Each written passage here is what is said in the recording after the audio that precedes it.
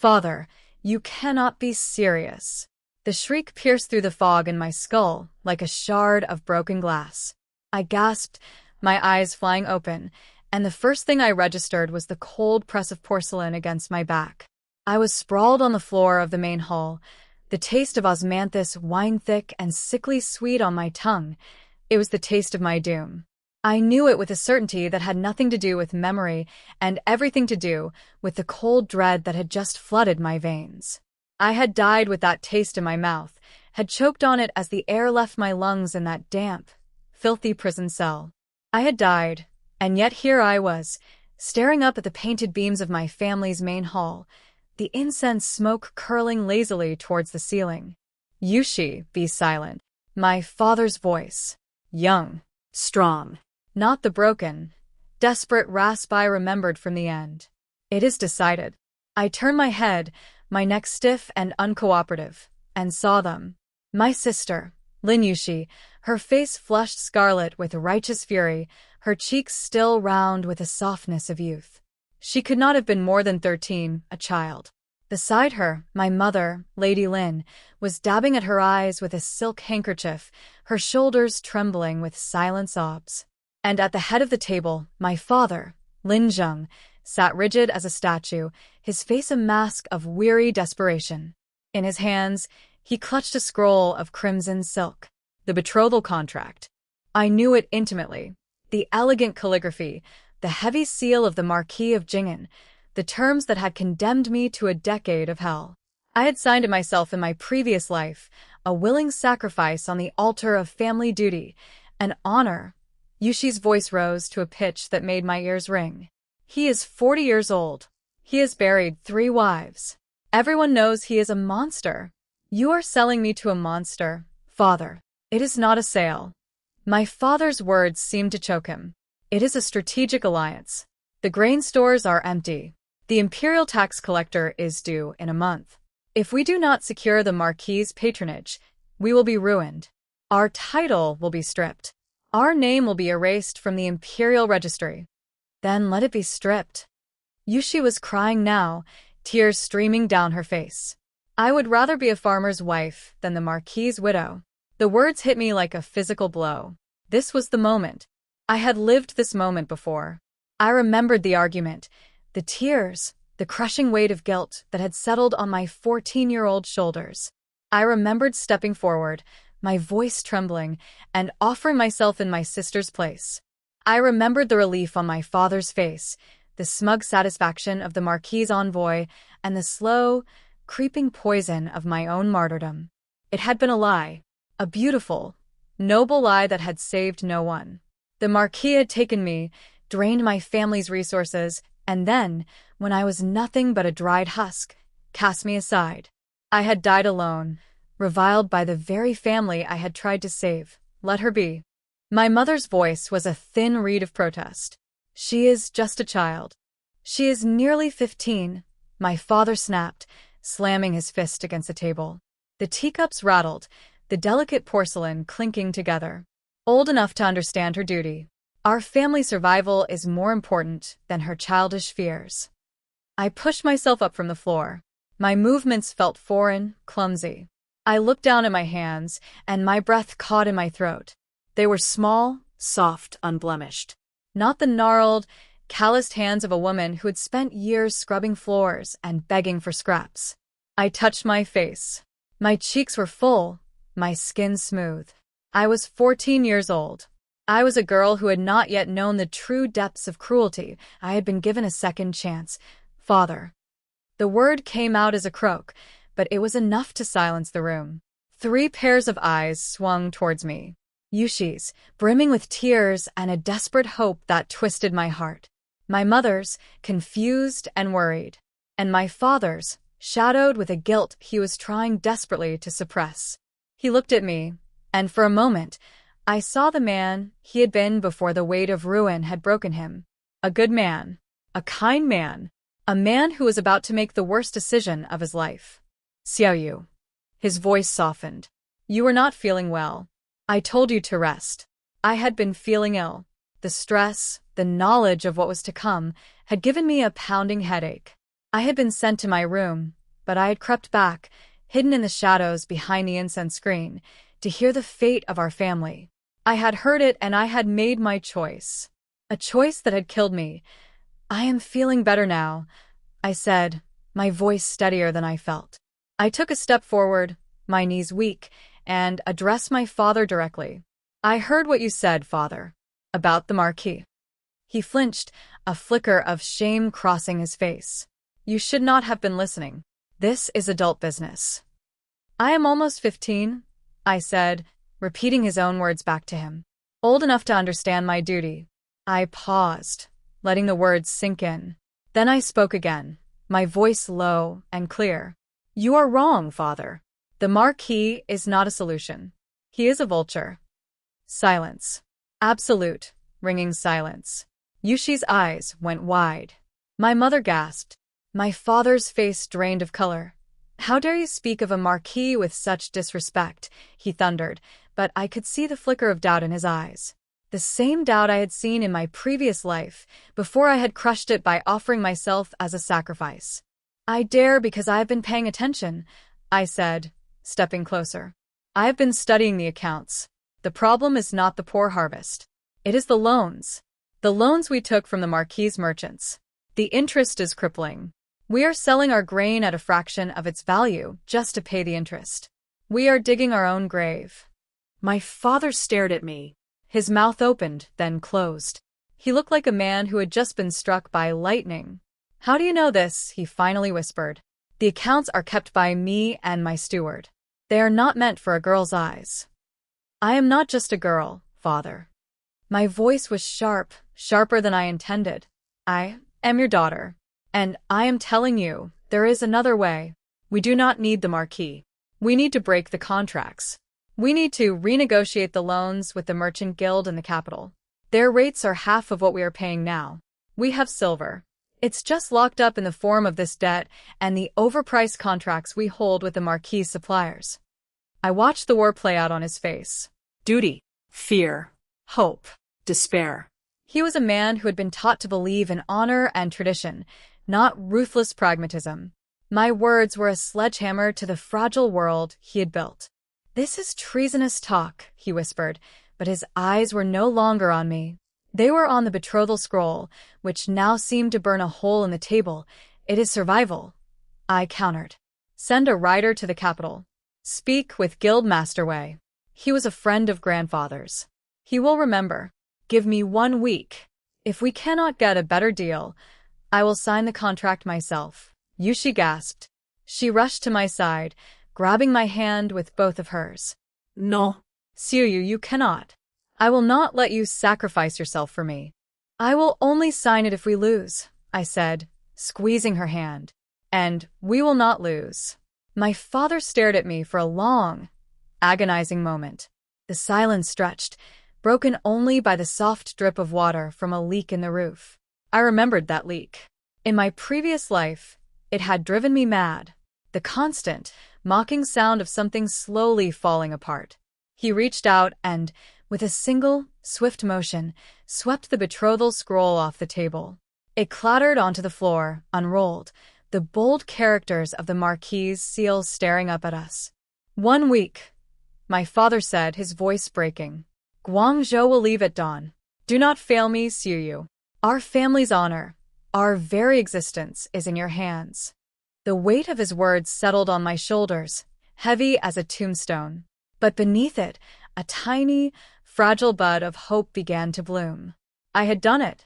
I had changed the first step on the long, bloody path to our ruin. Guangzhou left at first light.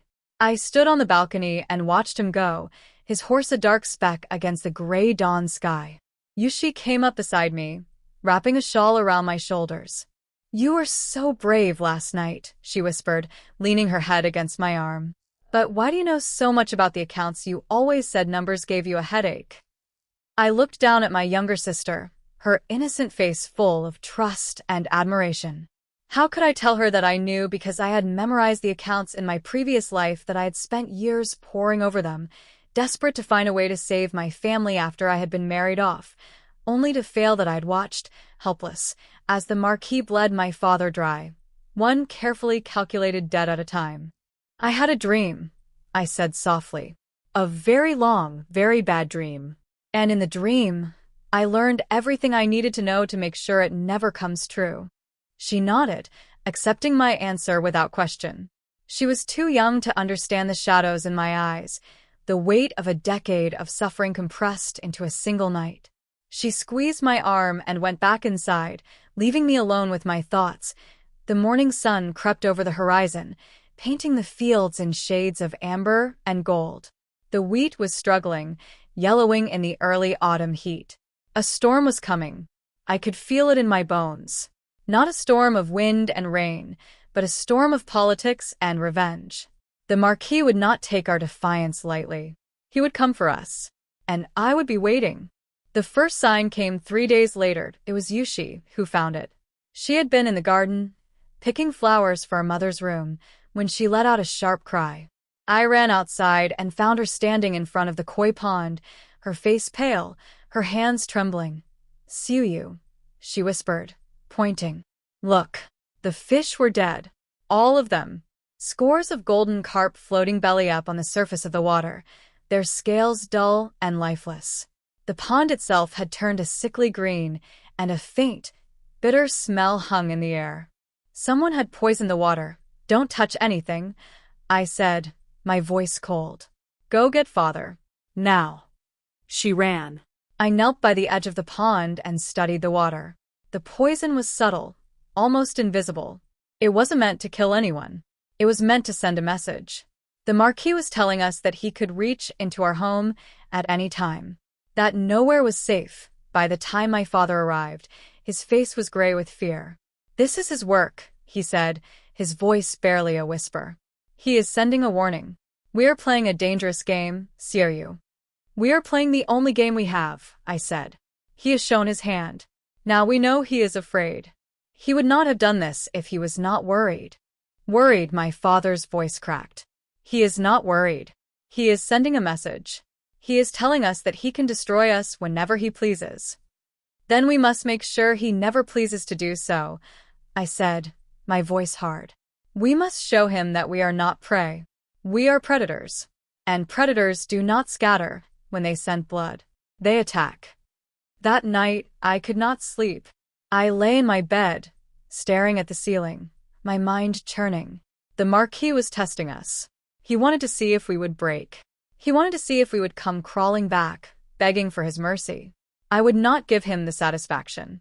I slipped out of my room and made my way to my father's study. The door was ajar. Inside, I could see him hunched over his desk, a cup of cold tea forgotten at his elbow. He was staring at the account books, his face a mask of despair. "Father," I said, stepping inside. He looked up, startled. "Xiaoyu, it is late. You should be sleeping." "I could not sleep," I said. "I wanted to talk to you. About the Marquis." He sighed, rubbing his temples. "There is nothing to talk about. We have made our decision. We will wait for Guangzhou to return, and then we will see." "We cannot just wait," I said, my voice urgent. "We need to be proactive. We need to hit him where it hurts." My father stared at me. "What do you mean?" I said, leaning forward, "that we need to find his weakness." My father laughed, a bitter, hollow sound. "His weakness, the man is a Marquis. He has the Emperor's ear. He has the resources of a dozen estates. What weakness could he possibly have?" "Every man has a weakness," I said. "And I think I know his. Arrogance. He thinks he is untouchable. He thinks he can do whatever he wants, take whatever he wants, and no one will stop him. We need to prove him wrong." I pulled a roll of paper from my sleeve. It was a map, one I had drawn from memory, of the Marquis' estate. In my previous life, I had been forced to live there for 5 years. I knew every corridor, every hidden passage, every dark corner where a secret might be kept. "What is this?" my father asked, his eyes widening. "The way to victory," I said. "Or the way to ruin. There is no middle ground." For the next hour, I laid out my plan. It was reckless. It was dangerous. It was the kind of plan that could get us all killed. But it was also the only plan we had. By the time I finished, My father was pale, but there was a fire in his eyes that I had not seen in years. "You are asking me to go to war with a Marquis," he said slowly. "You are asking me to risk everything." "I am asking you to fight," I said. "For our family, for our name, for Yushi. I am asking you to be the man you used to be." He looked at me, and for a moment, I saw the shadow of the man I remembered. The man who had been broken by a lifetime of compromise. Then, slowly, he nodded. "Tell me what to do." I smiled. It was a cold, hard smile, the kind of smile I had learned in the years of my suffering. "First," I said, "we need to find out who among the Marquis' household is disloyal. Every man who rules by fear has a servant who hates him. We need to find that servant and turn him." "How do we do that?" "We pay him," I said. "We pay him more than the Marquis ever could. And we give him a reason to betray his master." It took 2 more days to find our man. His name was Liu. He was the Marquis' head steward. He was also, according to my information, deeply in debt. He had a gambling problem, and the Marquis knew about it and used it to keep him in line. I met him in the back of a tea house in the city, a place where no one would recognize us. He was a thin, nervous man with shifty eyes and a permanent sheen of sweat on his brow. When I told him what I wanted, he laughed in my face. "You want me to betray the Marquis?" he said, his voice dripping with contempt. "You are a fool, girl. The Marquis would have me killed. He would have my family killed." "Would he?" I asked, pushing a pouch of silver across the table. "Or would he just make you pay back your debts?" Slowly, painfully, 1 coin at a time. He stared at the pouch. I could see the greed in his eyes, but I could also see the fear. "There is another way," I said. "Help me, and I will not only clear your debts. I will give you enough silver to start a new life, a new identity, a new name. The Marquis will never find you." He licked his lips. "What do you want?" "I want the ledger," I said. "The Marquis' private ledger. The one he keeps hidden in his study. The one that contains all his secrets." Lou's face went white. "How do you know about that?" "I know a lot of things," I said. "I know about the bribes, the payoffs, the illegal contracts. I know that the Marquis is not just a bully. He is a traitor, and I am going to prove it." Lou was silent for a long time. Then, slowly, he reached out and took the pouch. "I will get you the ledger," he said. "But if you betray me, I will kill you myself." I smiled. I would expect nothing less. 3 days later, Lou delivered the ledger to me in the same tea house. It was a thick, leather-bound book, filled with columns of figures and damning entries.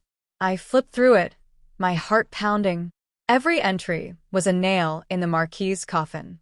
I knew I had the weapon I needed, but I also knew that the Marquis would not go down without a fight. He would come for us. He would try to destroy us. And I would be ready. That night, I gathered my family in the main hall. My father, my mother, Yushi. I placed the ledger on the table and told them what I had found. "This is our salvation," I said. "This is the proof we need to destroy the Marquis. But we have to act quickly. He will know soon enough that his ledger is missing. He will come looking for it." "What do we do?" Yushi asked, her voice trembling. "We go to the capital," I said. "We take this ledger to Prince Rue. He is the only man powerful enough to stand against the Marquis. We give him the evidence, and we ask for his protection." My father nodded slowly. "I will make the arrangements. We will leave at dawn." But dawn never came. In the middle of the night, I was woken by a scream. It was Yushi. I bolted out of bed and ran to her room. The door was open. The room was empty. Her bed was a tangle of sheets, and on the pillow, there was a single black feather. A message, a threat, a promise. The Marquis had taken my sister. I stood in the empty room, the black feather clutched in my hand, and I felt a cold fury wash over me. It was a familiar feeling. It was the feeling I had felt in my previous life, when I had watched my family crumble, when I had been powerless to stop it. But I was not powerless anymore. "Father," I said, my voice calm, steady, deadly. "Find me a horse. I am going to the Marquis' estate." "So you know," my mother cried. "You cannot go alone. It is a trap." "Of course it is a trap," I said, turning to face her. But I am not going to walk into it blind. I am going to walk into it with my eyes wide open. And I am going to take my sister back. I pulled on my darkest robes, strapped a dagger to my thigh, and walked out into the night. The wind was cold, the stars hidden behind a veil of clouds. The Marquis' estate was an hour's ride from her home. An hour to plan, an hour to prepare, that when I arrived, the gates were open, waiting for me. I rode through them, my heart pounding, and dismounted in the courtyard. The Marquis was standing on the veranda, a glass of wine in his hand, a smile on his face. "Lady Lynn," he said, his voice smooth and mocking. "I was wondering when you would arrive. I must say, you are more predictable than I thought." "Where's my sister?" I asked, my voice flat. "Safe," he said. "For now." "She is a charming girl, very spirited. I can see why you wanted to protect her." He took a sip of his wine. "But you see, Lady Lynn, I always get what I want. And what I want is you." "Then let her go," I said. "Let her go, and I will stay." He laughed. It was a cold, brittle sound. "You think I am a fool. You think I would let your sister go so that you could ride off and find some other way to betray me? No, Lady Lynn. You will stay, and your sister will stay. You will both be my guests. Permanently." I felt my blood run cold. He was going to keep us both. He was going to use us as leverage against my father. He was going to destroy my family piece by piece, and there was nothing I could do but then I remembered the ledger. The proof. The weapon I had hidden in my robes. The ledger, I said, pulling it out. "You want it back, don't you? You want to destroy the evidence." He stared at the book, his eyes narrowing. "You stole it. You actually stole it. You are even more foolish than I thought." "Am I asked. "Because I am not the one who is about to be destroyed. This ledger contains everything. Every bribe. Every payoff. Every act of treason. If I die tonight, this ledger will find its way to the Imperial Censor. You will be ruined. Your family will be destroyed. You will die a traitor's death." He stared at me, his face a mask of fury. Then slowly he smiled. "You are bluffing." "I am not," I said. "Your head steward, Lou, is on his way to the capital right now. If I do not return to the Lynn estate by dawn, he will deliver this ledger to Prince Rouet personally." The Marquis' smile faltered. I saw the fear flicker in his eyes. The fear I had been waiting for. "Let my sister go," I said, my voice steady. "Let my family go, and I will give you the ledger. I will even stay. I will marry you. I will be your wife. But you will leave my family alone. Forever." He was silent for a long moment. Then he threw his head back and laughed. "You are magnificent," he said. "Truly magnificent. I have never met a woman like you. It is a shame, really. A shame that I will have to kill you." And then he drew a dagger from his sleeve and lunged that I was ready. I sidestepped, my training from my previous life kicking in. The dagger whistled past my ear, and I drove my knee into his stomach. He grunted, doubling over, and I brought my elbow down on the back of his neck. He collapsed to the ground. Gasping, I stood over him, the ledger still clutched in my hand, my heart pounding. "You are under arrest, Marquis of Jingen," I said, my voice ringing out in the silent courtyard. "On charges of treason. And I am taking your head to the capital." I looked up. On the balcony above, I saw Yushi. She was pale, her eyes wide, but she was alive. She was safe. "Come," I said, holding out my hand. "We are going home." She ran down the stairs and into my arms, sobbing. I held her, and I felt the warmth of her embrace, and I knew that everything was going to be all right. The Marquis was bound and gagged and thrown into the back of a cart. We rode through the night, the dawn breaking over the horizon, and I felt the weight of a decade of suffering lift from my shoulders. I had done it. I had saved my family. I had saved my sister. And I had done it by refusing to be a victim. When we arrived at the Lynn estate, my father and mother were waiting at the gates. My mother rushed forward, embracing Yushi, tears streaming down her face. My father stood apart, his eyes fixed on me. "You did it," he said, his voice hoarse.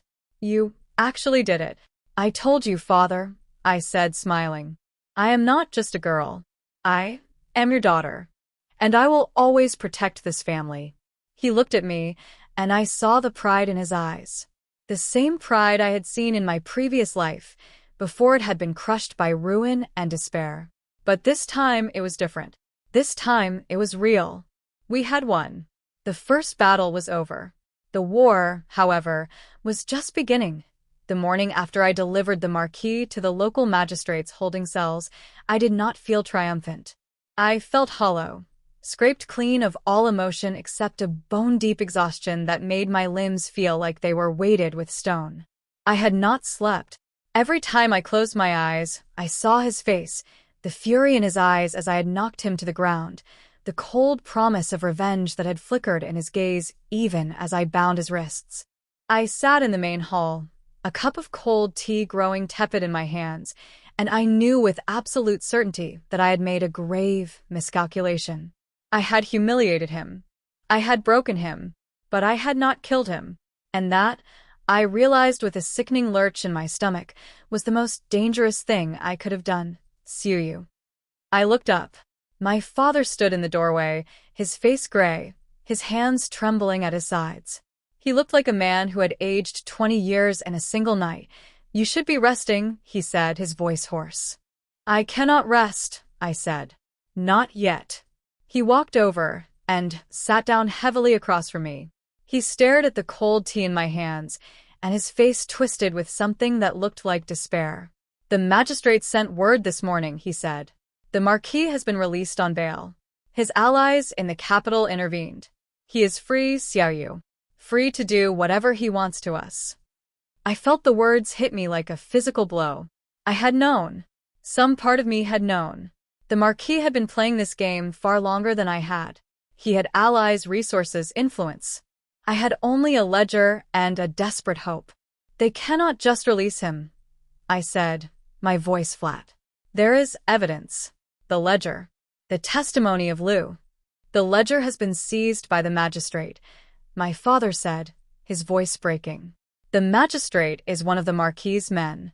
And Liu has disappeared. No one knows where he is. He is probably dead by now or fled. We have nothing, Xiaoyu. Nothing except the wrath of a man who wants to destroy us." I set down the teacup. My hands were shaking. I could not stop them. I had been so careful. I had planned everything so meticulously. And still I had lost. The Marquis had beaten me. He had taken everything I had fought for and crushed it beneath his heel. "What do we do now?" I asked, hating the weakness in my voice. My father looked at me, and for the first time, I saw something other than fear in his eyes. I saw resignation. He had given up. He had accepted defeat. "There is nothing we can do," he said. "We have lost. The Marquis will come for us. He will take everything. He will take Yushi. He will take you. And there is nothing we can do to stop him." I wanted to scream. I wanted to tell him that he was wrong, that we could fight back, that I would find a way.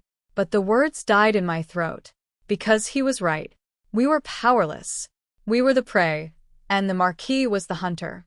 The next 3 days passed in a blur of fear and dread.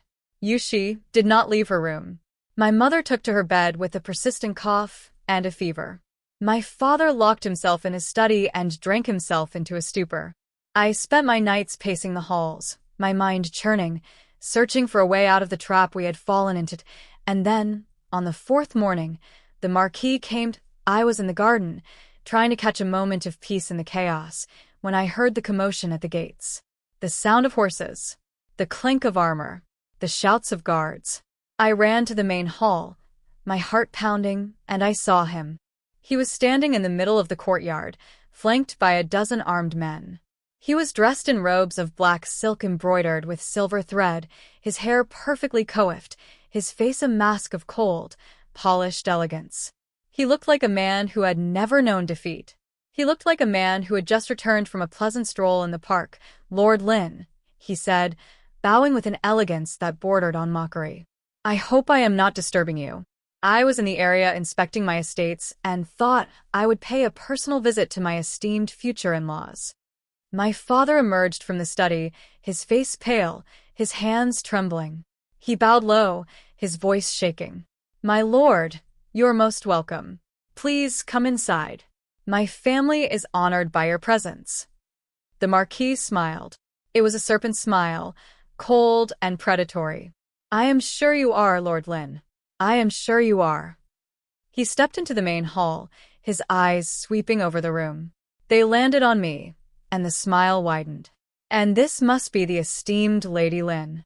I have heard so much about you." He reached out and took my hand. The touch of his skin made my stomach churn with revulsion. He lifted my hand to his lips, a gesture of gallantry that was a clear violation of propriety. The room gasped. My father turned white.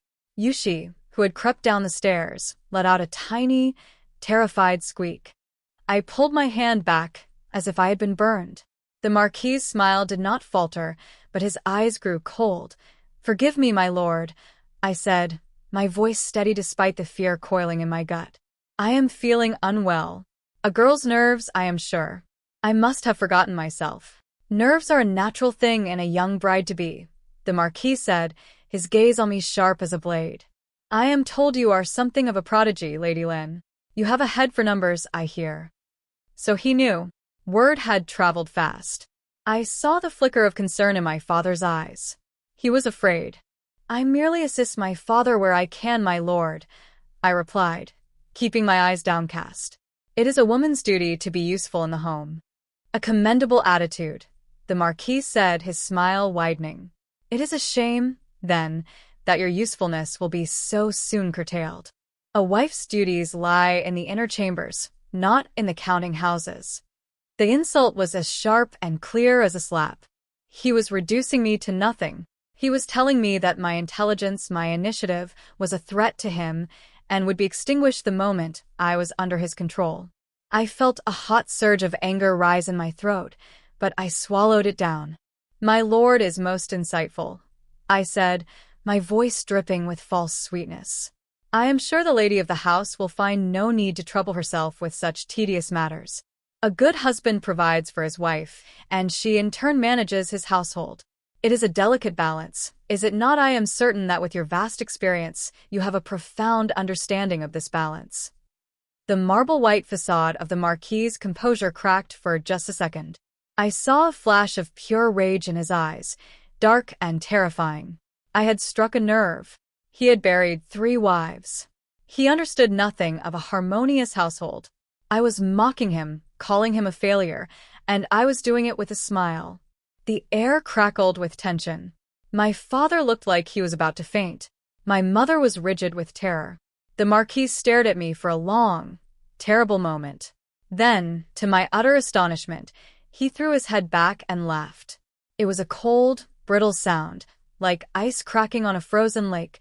"Magnificent," he declared. "Lord Lynn, you have raised a most unusual daughter.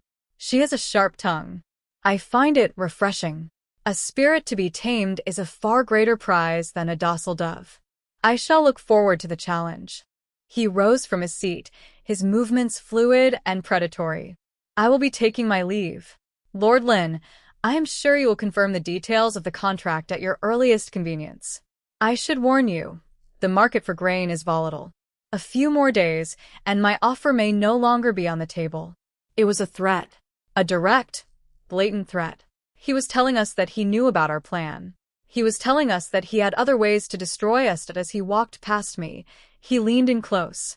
"The wise sparrow knows when to sing, Lady Lynn," he murmured, his breath warm and foul on my ear. "And when to keep its beak closed." He did not wait for a reply. He swept out of the hall, his black robes trailing behind him like the wings of a carrion crow. The moment he was gone, my legs gave way. My father caught me, his face a mask of terror. "Sioyu, what have you done? You have enraged him. He will destroy us." "He was going to destroy us anyway, father," I said, my voice barely a whisper. "I just bought us time." That night, I found the small, silk-wrapped box on my dressing table. There was no note, no mark of sender. I opened it with trembling fingers. Inside was a single, perfect pearl, as dark as a drop of congealed blood. It was a symbol, a message. It meant that I was his prisoner, even here, in the heart of my own home. The serpent had sunk his fangs in, and now he was patiently waiting for the venom to do its work. I did not sleep that night.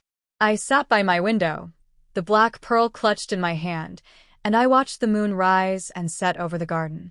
I thought about what I had done. I had humiliated the Marquis. I had made him look like a fool in front of his own men. And now, he was going to make me pay. The first blow came the next morning. I was in the kitchen, helping Auntie Lon with the breakfast preparations, when Yushi rushed in, her face pale and her eyes wide with terror. "See you the garden," she said, her voice trembling. "Something has happened. You must come and see." I followed her into the garden, and my blood ran cold. The koi pond was dead. The fish were floating on the surface, their bellies up, their scales dull and lifeless. The water itself had turned a sickly green, and a bitter, chemical smell hung in the air. "Who did this?" Yushi asked, her voice barely a whisper, but I did not answer. I did not need to. We both knew. The Marquis was sending a message. He was telling us that he could reach into our home at any time. He was telling us that we were not safe. We would never be safe. "Tell father," I said, my voice cold. "Tell him that we need to find a way to fight back. Now. Before it is too late." The second blow came 2 days later. A shipment of silk, our main source of income, was lost on the road to the capital. The merchants who handled it claimed it had been seized by bandits. But there were no bandits in that region. There was only the Marquis. He was bleeding us dry, one carefully calculated blow at a time. And then, the third blow. A notice arrived from the imperial court, summoning my father to appear before the magistrate to answer for his unpaid debts. The debts were a fabrication, a lie concocted by the Marquis to humiliate us. My father, a proud and respected man, was forced to appear in public, his reputation in tatters, his dignity stripped away. I watched him return from the hearing, his face gray, his shoulders slumped. He walked past me without a word and locked himself in his study. I heard the clink of a bottle, and I knew he was drinking again. I could not let this continue. I had to find a way to fight back. I had to find a weakness, a chink in the Marquis's armor. And then, I remembered something in my previous life. I had heard whispers about the Marquis's household. Whispers about a servant, a young woman named Lien, who had been beaten and cast out for refusing the Marquis's advances. I had never met her, but I had heard her story. She had fled to the capital, where she had found refuge in a temple. She had been the one to spread the rumors about the Marquis's cruelty, the rumors that had eventually reached the ears of the imperial censor. She was still in the capital. I knew the temple. I knew the name. And I knew that she was the key to everything. "Father," I said, knocking on the study door. "I need to go to the capital." Silence. Then the door swung open. My father stood in the doorway, his eyes red-rimmed, his breath sour with wine.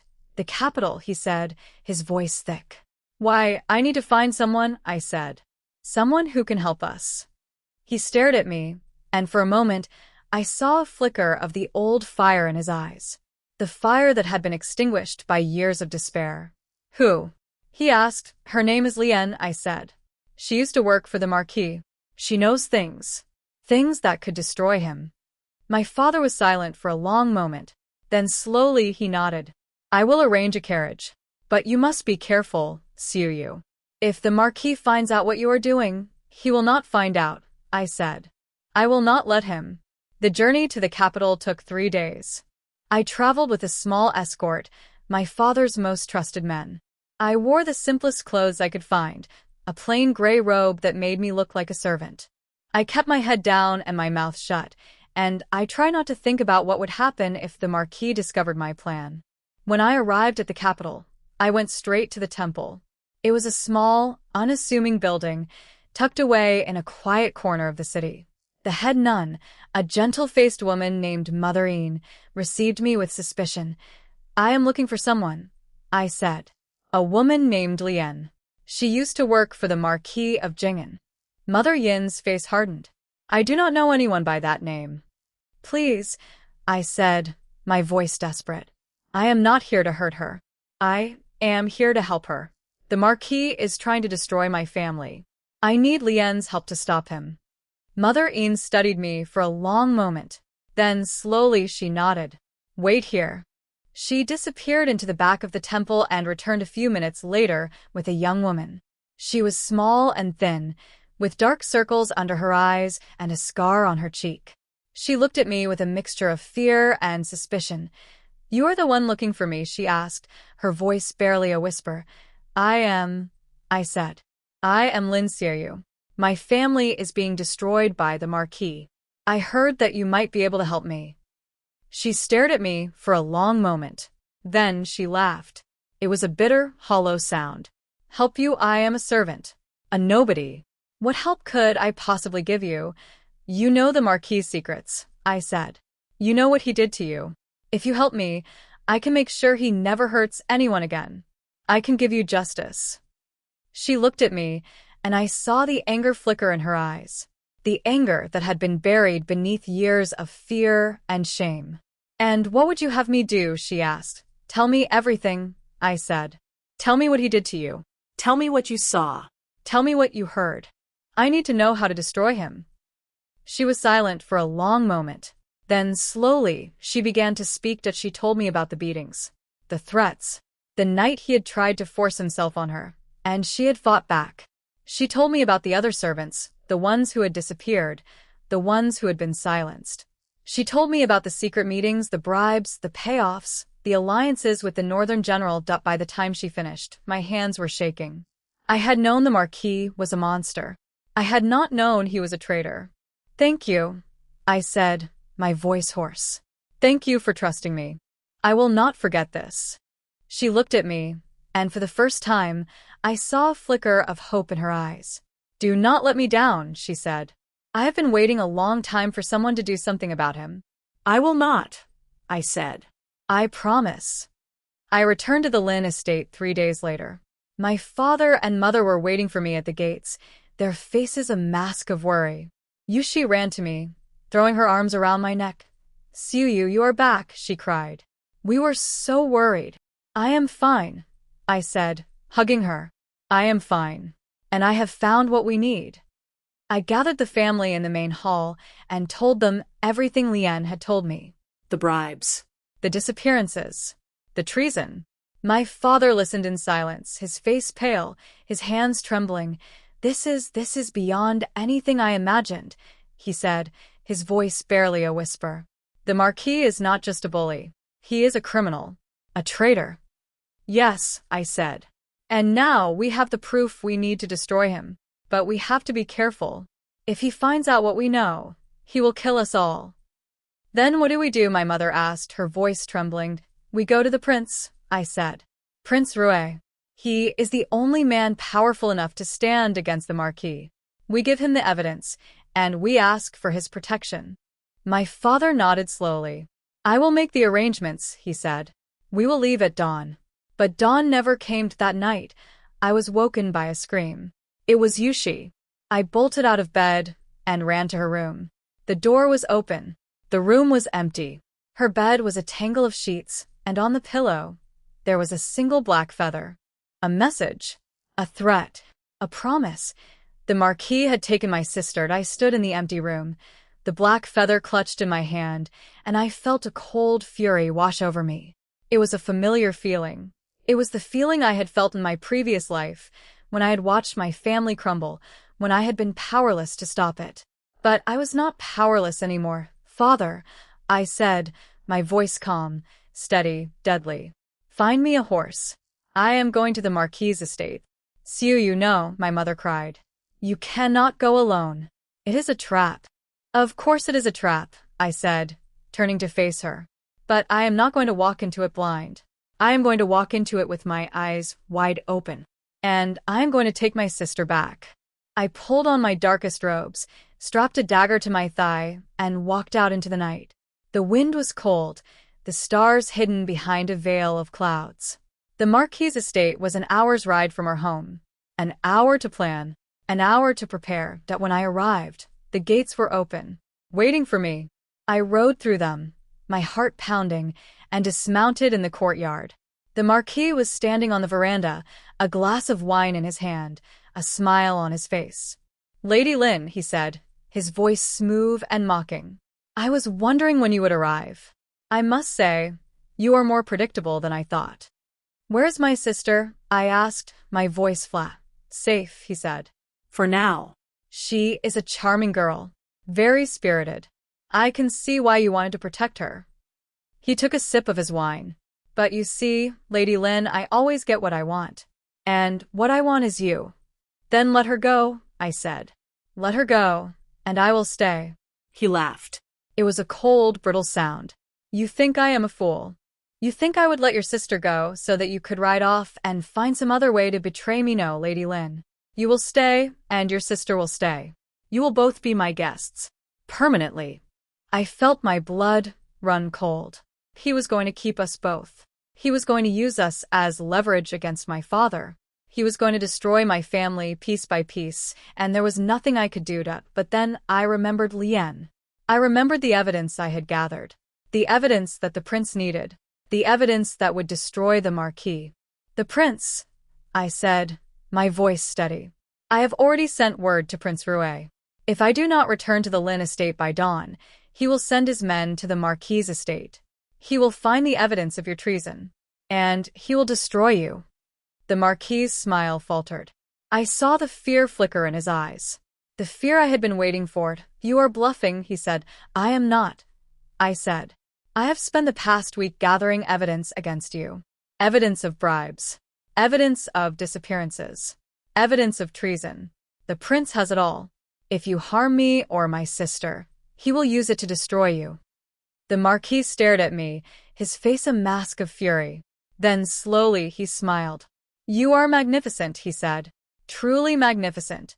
I have never met a woman like you. It is a shame, really. A shame that I will have to kill you." And then he drew a dagger from his sleeve and lunged, and I was ready. I sidestepped, the dagger whistling past my ear. I drove my knee into his stomach, and he grunted, doubling over. I brought my elbow down on the back of his neck, and he collapsed to the ground, gasping that I stood over him, my heart pounding, my breath coming in ragged gasps. "You are under arrest, Marquis of Jingen," I said, my voice ringing out in the silent courtyard. "On charges of treason. And I am taking you to the prince." I looked up. On the balcony above, I saw Yushi. She was pale, her eyes wide, but she was alive. She was safe. "Come," I said, holding out my hand. "We are going home." She ran down the stairs and into my arms, sobbing. I held her, and I felt the warmth of her embrace, and I knew that everything was going to be all right. The Marquis was bound and gagged and thrown into the back of a cart.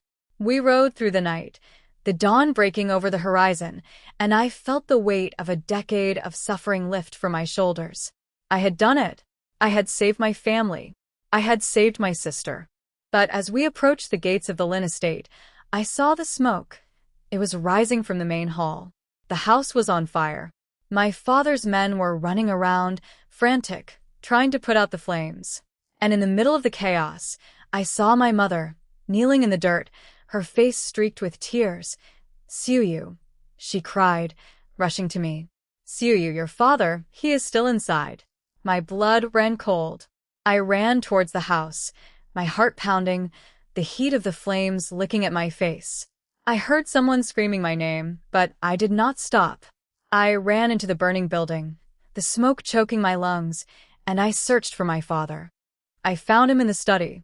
He was unconscious, slumped over his desk, the flames creeping closer. I grabbed him, dragging him out of the room, stumbling through the smoke and the heat. We burst out of the building just as the roof collapsed behind us. I collapsed to the ground, gasping, my lungs burning. My mother rushed to my father's side, checking his pulse, his breathing. "He is alive," she said, her voice breaking. "He is alive." I lay on the ground, the cool grass against my cheek, and I watched the flames consume my family's home. The Marquis had struck one final blow. He had tried to destroy everything we had left. But I would not let him win. I would rebuild. I would fight. I would never stop fighting. The war was far from over. The flames consumed everything. I watched from the garden, my arms wrapped around Yushi, as the roof of the main hall collapsed in a shower of sparks and embers. The heat was so intense it blistered my cheeks, but I could not look away. Every beam that fell, every shatter of glass, was a piece of my family's history turning to ash. My mother knelt beside my father, his head cradled in her lap. He was still unconscious, his face pale beneath a layer of soot, but his chest rose and fell in shallow, steady breaths. The servants had formed a bucket chain, but it was useless. The fire was too far gone. "The Marquis," Yushi whispered, her voice trembling. "He did this. Even after everything, he still found a way to hurt us." I did not answer. I was too busy watching the flames, cataloging everything that was being lost. The ancestral tablets, the scrolls of calligraphy my grandfather had collected, the silks my mother had woven by hand. It was all gone, reduced to smoke and cinder dust, but we were alive. That was what mattered. We were alive, and the Marquis was bound in the back of a cart, waiting to be delivered to Prince Rue. He had lost. I had won. The fire was his final, desperate act of spite. Or so I told myself. The sun was fully risen by the time the flames died down, leaving nothing but a skeletal ruin of blackened beams and smoldering rubble. My father had regained consciousness, his eyes dazed and unfocused, his voice hoarse from the smoke. He looked at the ruins of his home, and I saw the tears well in his eyes. "Everything," he whispered. "Everything we built, it is all gone." "We are still here," I said, kneeling beside him. "We are still alive. And we still have the evidence. The Marquis is finished, father. The fire changes nothing." He looked at me, and I saw the flicker of something I did not expect. Resentment. For a moment, I saw it there, sharp and bitter as gall. Then it was gone, replaced by the same weary resignation I had grown so accustomed to. "You were right, Suyu," he said, his voice flat. "You were right about everything. But look at what it has cost us." "It was worth the cost," I said, but even as the words left my lips, I felt a cold knot form in my stomach. The fire had not just destroyed the house. It had destroyed something else. Something I did not have a name for. Something that had been holding my family together. The servants worked through the morning, salvaging what they could. A few scrolls, some jewelry, a chest of silver that had been buried in the garden. Most of it was ruined. My mother had retreated to the servants' quarters, her face a mask of stunned grief. Yushi had gone with her. I stayed with my father, watching the ruins smolder, trying to figure out what came next. "You need to take the Marquis to Prince Rue," my father said, breaking the silence. "Now." "Before he finds some way to escape." I nodded. "I will. But what about you? What about Mother and Yushi?" "We will go to your uncle's estate," he said. "He lives in the next county. It is not far. We will be safe there until you return." I nodded again, though the thought of leaving them filled me with a familiar dread. The last time I had left my family, I had never seen them again. But this was different. This time, I was not being taken away. I was going to finish what I had started. The cart with the Marquis was waiting in the courtyard, guarded by two of my father's men. I walked over and peered inside. He was awake, his eyes fixed on me with a cold, unwavering hatred. "You think you have won," he said, his voice a low snarl. "You think you can just deliver me to the prince and be done with it. But you are wrong, Lin Suyu. I have allies everywhere. I have friends in places you cannot even imagine. You will never be safe. No one in your family will ever be safe." I met his gaze, and I felt a chill run down my spine. It was not the hatred that frightened me. It was the certainty. He was not bluffing. He believed every word he said. "Then I will just have to make sure you never have the chance to hurt us again," I said, my voice steady.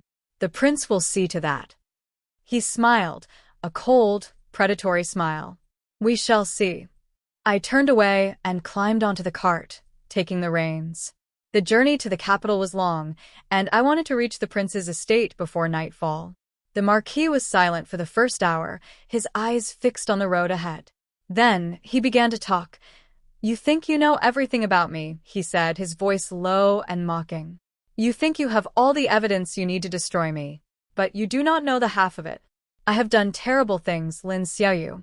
Things that would make your blood run cold. And I have done them because I could. Because I am powerful enough to do whatever I want, to whoever I want, and no one can stop me. Your power is an illusion, I said, not looking at him.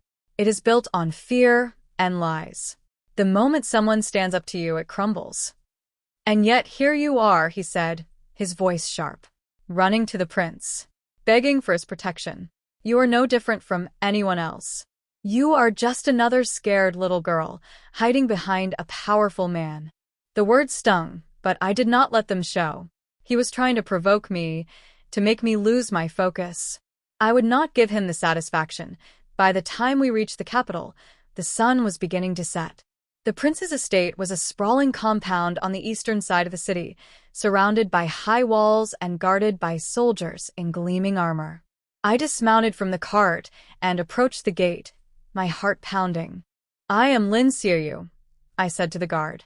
I have urgent business with Prince Rue. I have a prisoner who needs to be delivered into his custody.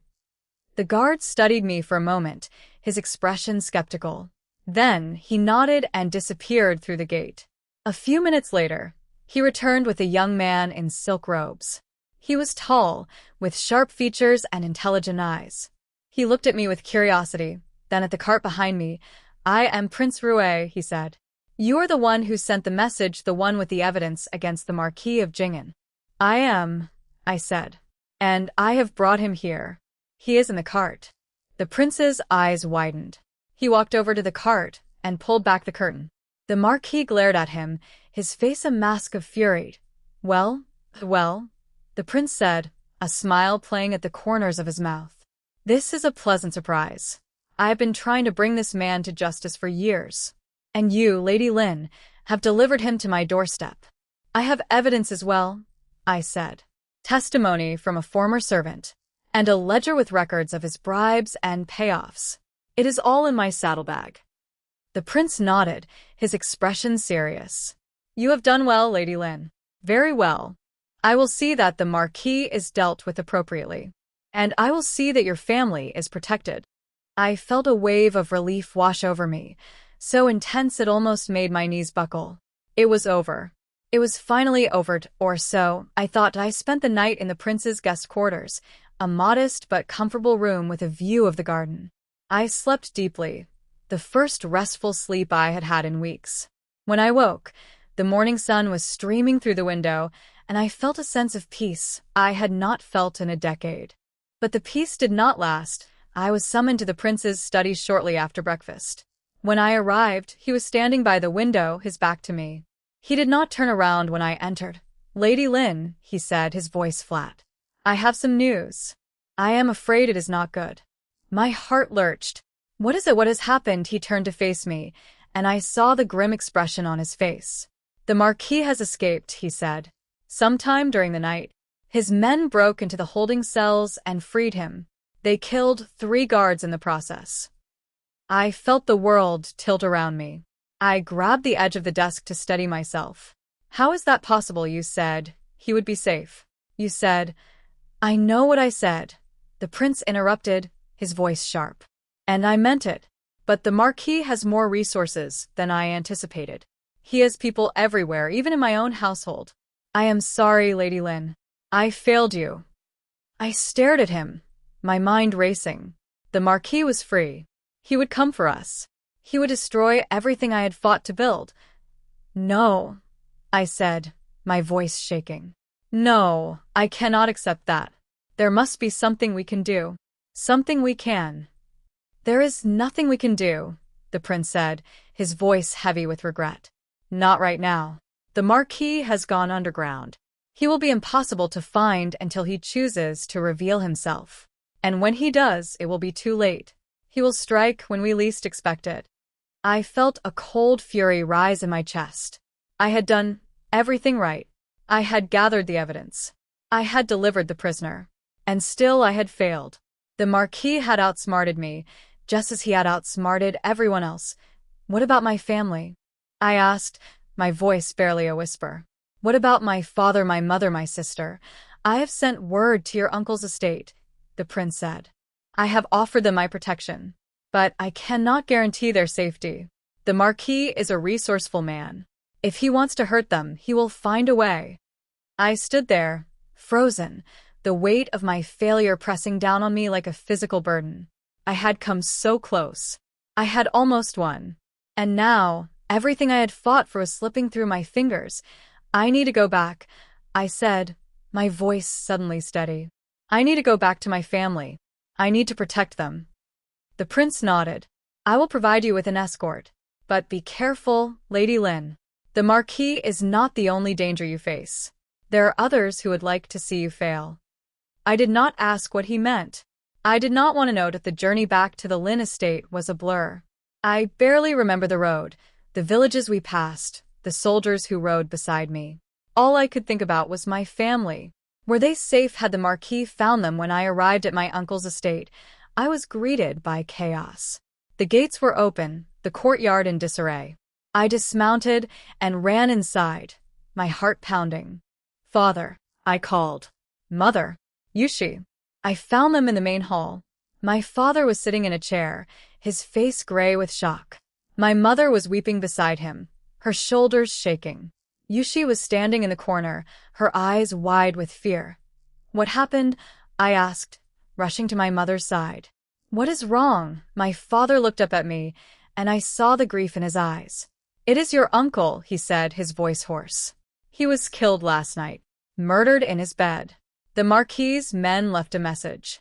They said this is what happens to anyone who helps us. I felt the blood drain from my face. My uncle, a kind, gentle man who had opened his home to us without question. He was dead because of me. This is my fault, I whispered. This is all my fault. No, my father said, his voice suddenly sharp. This is the Marquis' fault.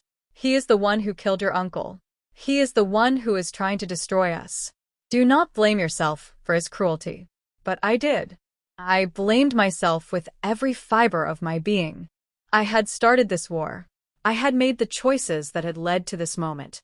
And now my uncle was dead. We cannot stay here, I said, my voice steady. We need to leave. We need to go somewhere the Marquis cannot find us. Where can we go? My mother asked, her voice trembling.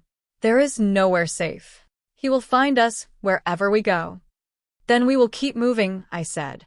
We will stay one step ahead of him. We will not give him the chance to hurt us again. We left that night, under the cover of darkness. We traveled for 3 days, moving from village to village, staying in inns and farmhouses. We were always on the move, never staying in one place for more than a night. And then, on the 4th day, we ran out of places to go. We were in a small village on the outskirts of the capital, holed up in a rundown inn. My father was sick, his cough growing worse with each passing day. My mother was exhausted, her spirit broken. Yushi was silent, her eyes hollow. We cannot keep running, I said, sitting beside my father's bed. We need to find a way to fight back. There is no way, my father said, his voice a weak rasp. The Marquis has won. He has destroyed everything we had. Our home, our name, our family. There is nothing left. There is always something left, I said, my voice fierce. There is always hope. But even as I said the words, I did not believe them. The Marquis had beaten me. He had stripped me of everything I had fought for. And now he was circling, waiting for the final blow. That night, I could not sleep. I lay in my bed, staring at the ceiling, my mind churning. I thought about everything I had done, the mistakes I had made, the lives I had failed to save. And then I heard a sound, a soft, scraping sound coming from the window. I froze. My heart began to pound. I reached for the dagger I kept under my pillow and crept towards the window. I peered out into the darkness, and I saw a shadow, a figure, lurking in the alley below.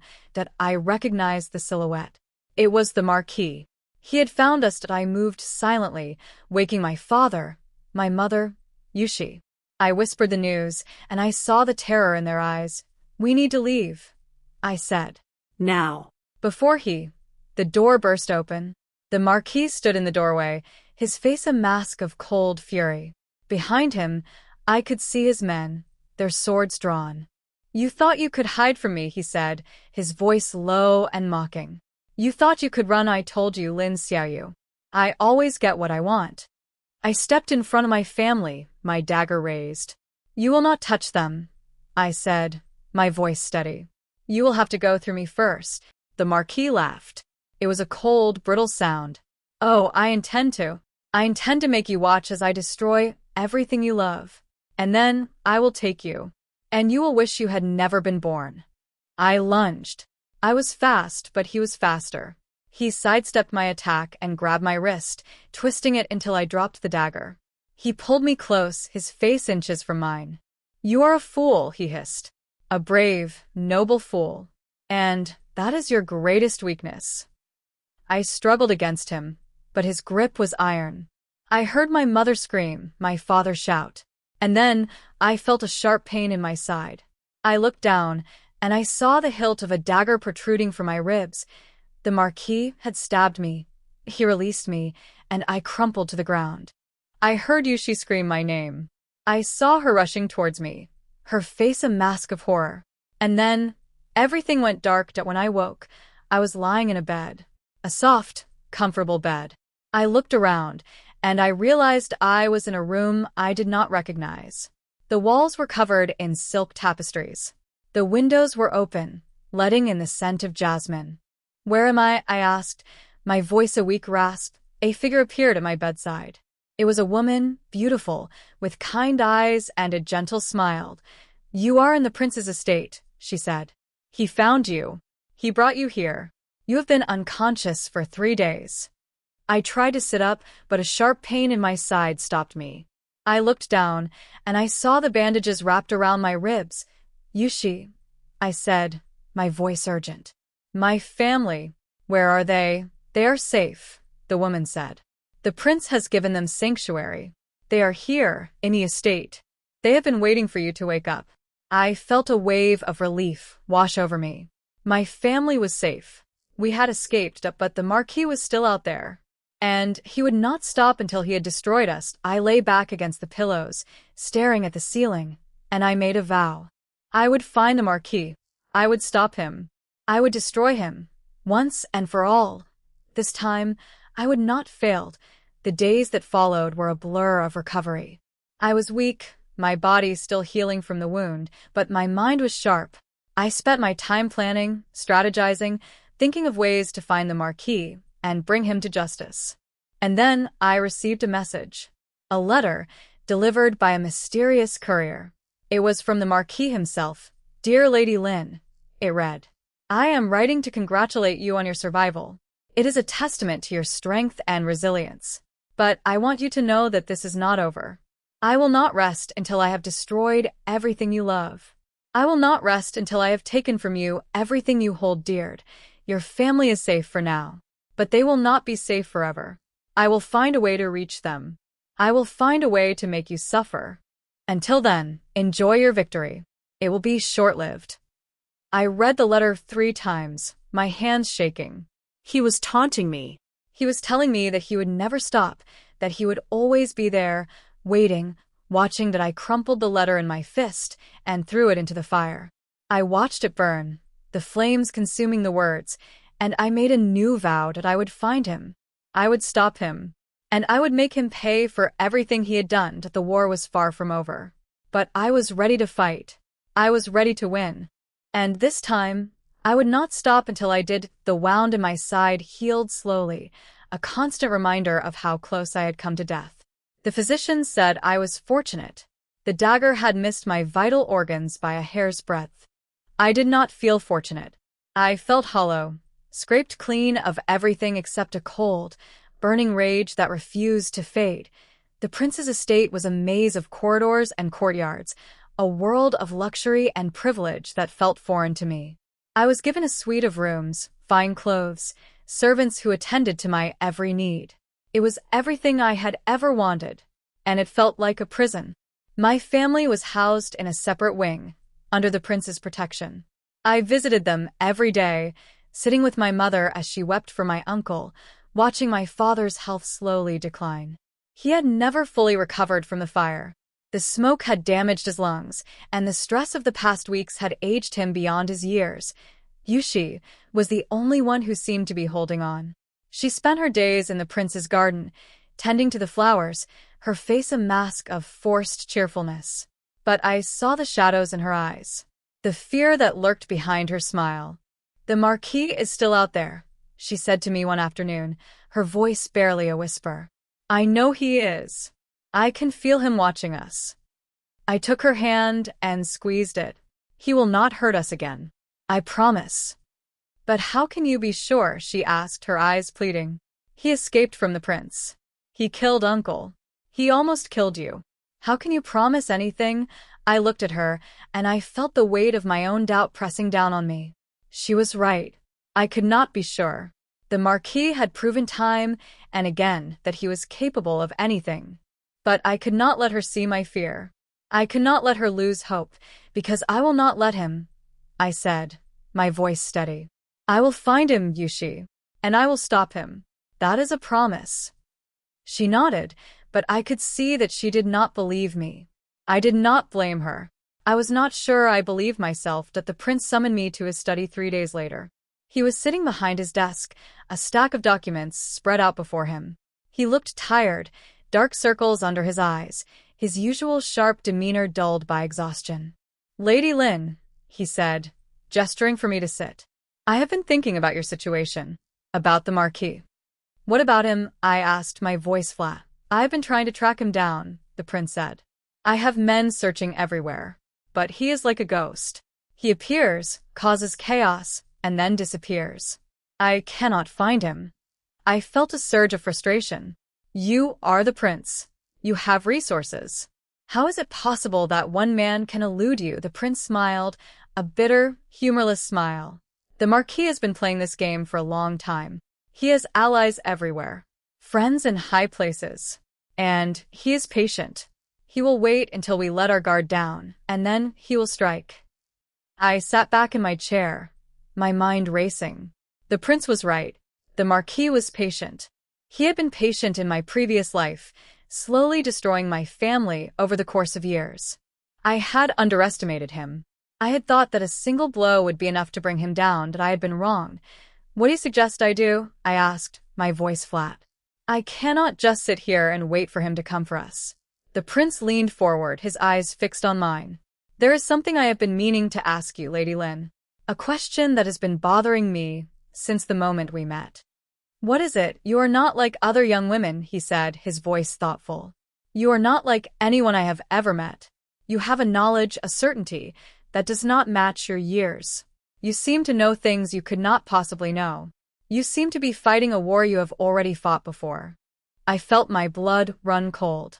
He was too perceptive. He was seeing too much. "I do not know what you mean," I said, my voice carefully neutral. "I think you do," he said, his gaze unwavering.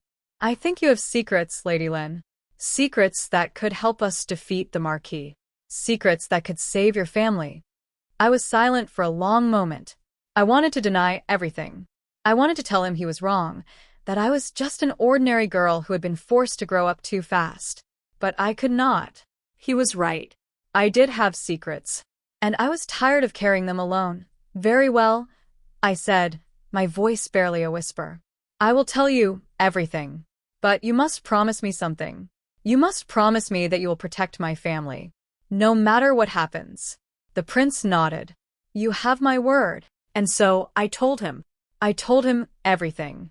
About my previous life, about the years of suffering, about the death that had brought me back to this moment. I told him about the Marquis's cruelty, his patience, his ruthlessness. I told him about the allies I had known, the secrets I had discovered, the plans I had made. When I finished, the prince was silent for a long moment. His face was unreadable. "I do not know what to say," he finally said, his voice low. "This is beyond anything I could have imagined." "I know it is hard to believe," I said. "I would not believe it myself if I had not lived it." "I believe you," he said, his voice firm. "I have seen too much in this life to dismiss the impossible. And I have seen enough of you to know that you are not a liar." I felt a wave of relief wash over me. I had not realized how much I needed someone to believe me. "Thank you," I said, my voice breaking. You have no idea how much that means to me. The prince stood up and walked to the window. He stared out at the garden, his back to me. We need to find the Marquis, he said. And we need to stop him. But we cannot do it the same way we did before. He is too clever, too cautious.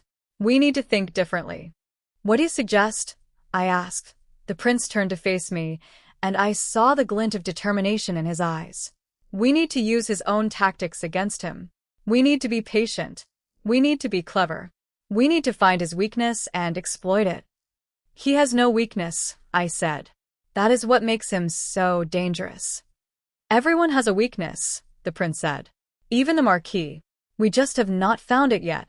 I thought about his words for a long time. The Marquis had no loyalty, no compassion, no fear. But there was one thing he valued above all else. His reputation. His power. The image he had built of himself as an untouchable force. That was his weakness. He wants to be seen as invincible, I said, my voice thoughtful. He cannot stand the thought of anyone seeing him as weak or vulnerable. If we can expose him, humiliate him, make him look foolish, he will lose control. He will make mistakes. The prince nodded, a smile playing at the corners of his mouth. Now you are thinking like a strategist. We will find a way to undermine him, to make him desperate. And when he is desperate, we will strike. The days that followed were a blur of planning and preparation. The prince gathered his most trusted advisors, and we spent hours debating strategy, analyzing the Marquis' movements, searching for the perfect opportunity to strike. And then, a message arrived from one of the prince's spies. The Marquis had been seen in the city of Linen, a bustling trading hub on the eastern coast. He was meeting with a group of merchants, discussing a deal that would give him control of the region's silk trade. He is consolidating his power, the prince said, his face grim. He is building an economic empire that will make him untouchable. We need to stop him, I said. If he gains control of the silk trade, he will have the resources to destroy anyone who opposes him. Agreed, the prince said. But we cannot just march into Linen and arrest him. He has allies there. He will know we are coming. Then we need to find another way, I said. We need to find a way to infiltrate his operation, to get close to him without him knowing. The prince looked at me, his eyes narrowing. You are not suggesting what I think you are suggesting. I am, I said, my voice steady. I am going to Linen. I am going to find the Marquis, and I am going to stop him. No, the prince said, his voice sharp. It is too dangerous. You almost died the last time you faced him. This time will be different, I said. This time, I will be prepared. I will not make the same mistakes. The prince stared at me for a long moment, his face unreadable. Then slowly he nodded. Very well, but you will not go alone. I will send a team of my most trusted agents to accompany you. They will protect you, and they will assist you in any way they can. I nodded. Thank you. I left the prince's estate the next morning, disguised as a merchant's daughter. I wore simple clothes, my hair pulled back in a plain bun. The agents the prince had assigned to me were scattered among the other travelers on the road, indistinguishable from the ordinary merchants and peasants. The journey to Linen took 5 days. I spent the time studying the information the prince's spies had gathered, memorizing the names of the Marquis' allies, the layout of the city, the places where he was most likely to be found. When I arrived, I was struck by the city's beauty. Linen was a jewel of the empire, a bustling port filled with ships from distant lands. The streets were crowded with merchants, the markets overflowing with goods. It was a city of wealth and opportunity, and it was also a city of danger. I established myself in a modest inn on the outskirts of the city, close to the docks. The prince's agents were stationed nearby, ready to assist me at a moment's notice. I spent the first few days simply observing, watching the flow of people, learning the rhythms of the city. And then I saw him. He was walking through the market, flanked by a group of armed guards. He was dressed in the finest silks, his hair perfectly coiffed, his face a mask of cold arrogance. He looked like a man who had never known defeat. I followed him, keeping my distance. He led me through the winding streets to a large mansion on the eastern side of the city. It was his headquarters, the center of his operations, that I stood across the street, watching as he disappeared through the gates. I felt a cold fury rise in my chest. He was here. He was within my reach. And I was going to destroy him. The next few days were a flurry of activity. I gathered information, followed the Marquis' movements, learned the routines of his guards. I discovered that he had a weakness, a pattern he could not break. Every night, at the same time, he visited a tea house on the other side of the city. He went alone, without his guards.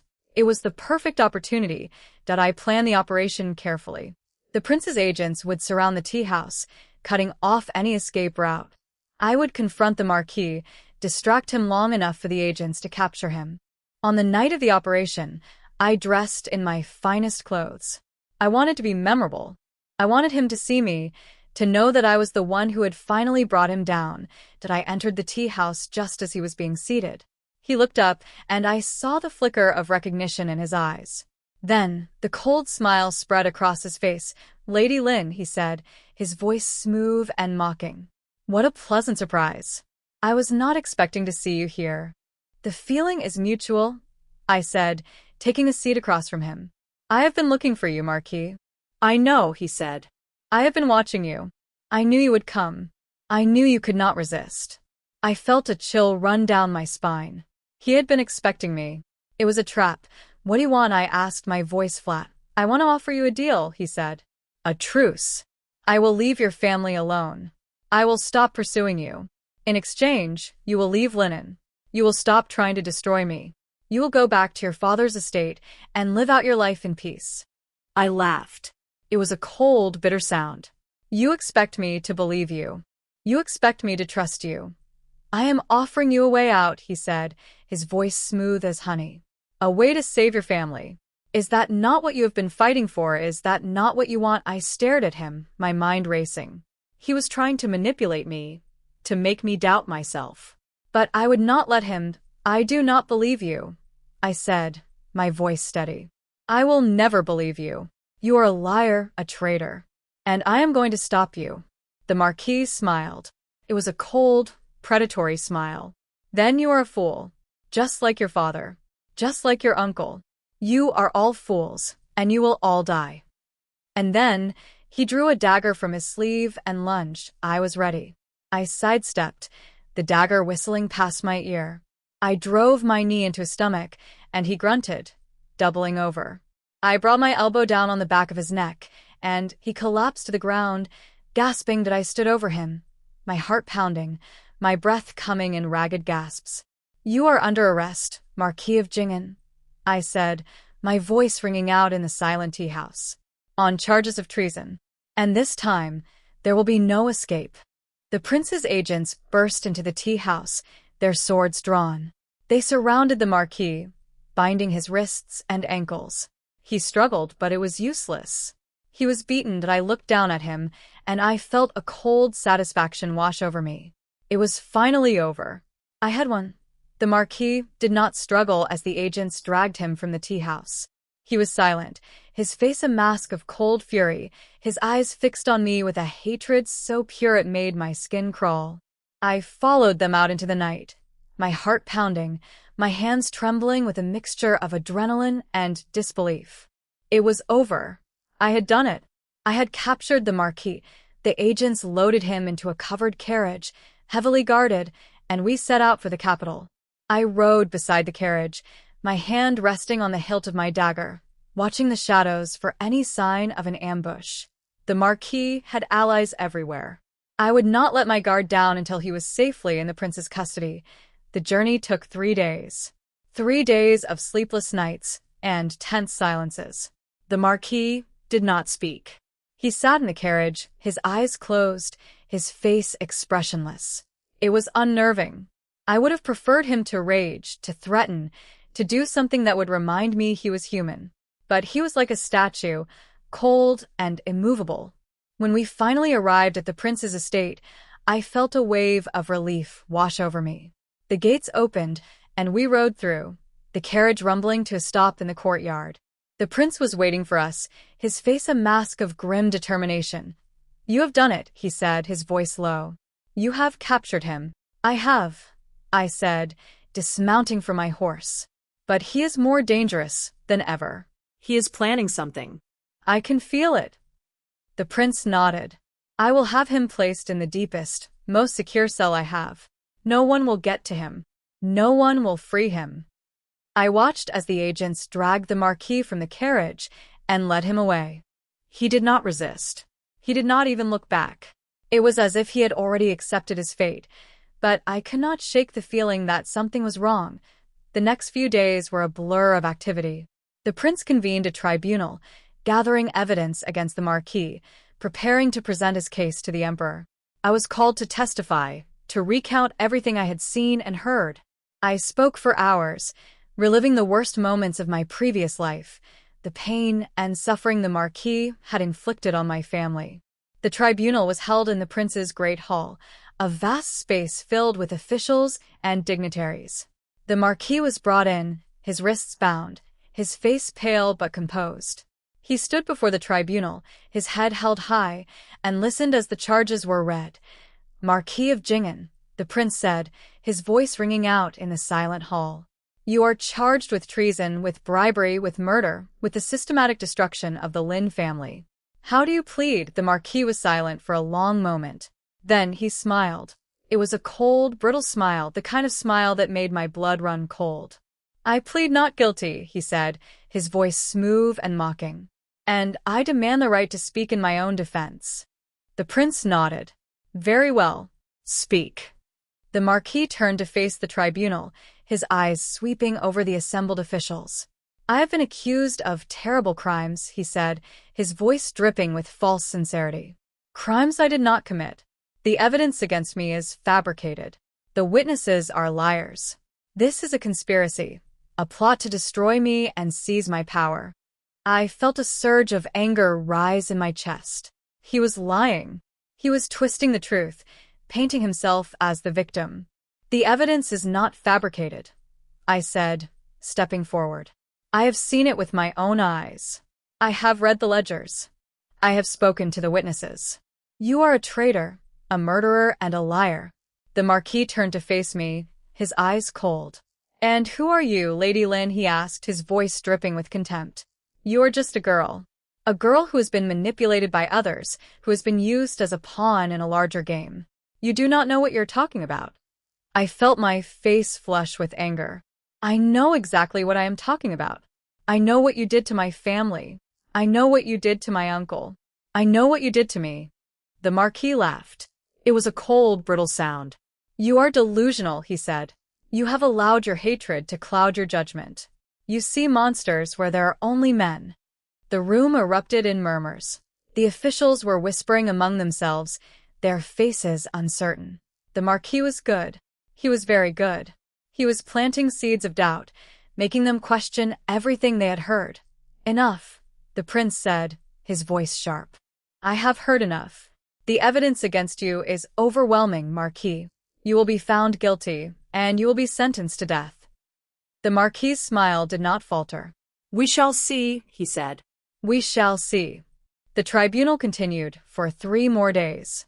The evidence was presented, the witnesses were called, the arguments were made. And in the end, the Marquis was found guilty on all counts. The prince stood, his face grim. Marquis of Jingen, you have been found guilty of treason, bribery, murder, and the systematic destruction of the Lin family. You are hereby sentenced to death. You will be executed at dawn. The Marquis did not react. He stood there, his face expressionless, and listened as his fate was read. And then he smiled. It was a smile I had seen before. A smile that made my blood run cold. You think you have one, he said, his voice low. But you have not. You have just made a very grave mistake. He turned to face me, his eyes boring into mine. You should have killed me when you had the chance, Lin Xiu. You should have driven your dagger into my heart and ended it. But you did not. And now you will pay. I felt a chill run down my spine. You are defeated, I said, my voice steady. There is nothing you can do. The Marquis laughed. We shall see. He was led away, his wrists bound, his head held high. I watched him go, and I felt a cold dread settle in my stomach. He had not given up. He was planning something. I could feel it that night. I could not sleep. I paced my room, my mind churning, trying to figure out what the Marquis was planning. He had been too calm, too composed. He had accepted his sentence without a fight. It did not make sense. I went to the prince's study, hoping to find some answers. He was there, sitting behind his desk, a cup of cold tea in his hands. "You should be resting," he said, his voice tired. "I cannot rest," I said. "Not until the Marquis is dead." The prince nodded. "I understand. I feel the same way. But we cannot let our fear control us. We must trust the process. The tribunal has spoken. The Marquis will be executed at dawn." I shook my head. "I do not trust it. He is planning something. I can feel it." The prince looked at me, his eyes thoughtful. "What do you think he's planning?" I was silent for a moment, trying to put my thoughts into words. "He was too calm," I said. "He did not fight. He did not protest. He just accepted his fate. That is not like him. He is a fighter. He would not give up so easily." The prince nodded slowly. "You are right. It is not like him. But what can he do? He is in a cell, surrounded by guards. He cannot escape. Unless he does not need to escape," I said, my voice barely a whisper. "Unless he has already planned for this. Unless he has allies who will act on his behalf." The prince was silent for a long moment. Then he stood up. "I will double the guards," he said. "I will have the Marquis moved to a more secure cell. No one will get to him." I nodded, but I was not reassured. The Marquis had outsmarted us before. He would find a way to outsmart us again. The night passed slowly, each hour dragging on like an eternity. I sat by my window, watching the moon rise and set, waiting for the dawn. And then it came that a knock on my door. I opened it to find one of the prince's agents, his face pale with fear. "Lady Lin," he said, his voice trembling. "The Marquis is gone. He has escaped." I felt the world tilt around me. How is that possible?" "I do not know," the agent said. "We found his cell empty. There were no signs of a struggle. It is as if he'd just vanished." I ran to the prince's study. He was already there, his face gray with shock. "This is impossible," he said, his voice hoarse. The cell was secure. The guards were doubled. How could he have escaped? I did not have an answer. I just stood there, staring at the empty cell, and felt the weight of my failure press down on me. The Marquis had escaped. "Again, we need to find him," I said, my voice steady despite the turmoil inside me. "We need to find him before he does something terrible." The prince nodded. "I will send my men to search the city. We will find him. I promise." But I did not believe him. The Marquis was a ghost. He would disappear, and then he would strike when we least expected it. The search lasted for 3 days. The prince's men scoured the city, searched every alley, every building, every hiding place. But there was no sign of the Marquis. He had vanished, and then the news came. A messenger arrived, his face pale, his hands trembling. He handed the prince a letter, sealed with the Marquis's sigil. The prince read it, his face growing darker with each word. When he finished, he looked up at me, his eyes filled with a cold fury. "He has taken your sister," he said, his voice low. "He has taken Yushi." I felt the blood drain from my face. Yushi, my sister, the one person I had fought so hard to protect. "Where is she?" I asked, my voice barely a whisper. "Where has he taken her?" The prince handed me the letter. I read it, my hands shaking. "Dear Lady Lin," it read. "You thought you could destroy me. You thought you could take everything from me. But you were wrong. I have taken something from you instead. Your sister. She is with me now, and she will remain with me until you learn your place. If you want to see her again, you will come to me. Alone. You will come to the abandoned temple on the outskirts of the city. You will come at midnight, and you will come unarmed. Do not disappoint me, Lin Xiu, or your sister will pay the price." I crumpled the letter in my fist. The Marquis had taken Yushi. He had taken the only person in the world I could not bear to lose. "I have to go," I said, my voice steady. "I have to go to him." "No," the prince said, his voice sharp. "It is a trap. He will kill you." I do not care, I said. I have to save my sister.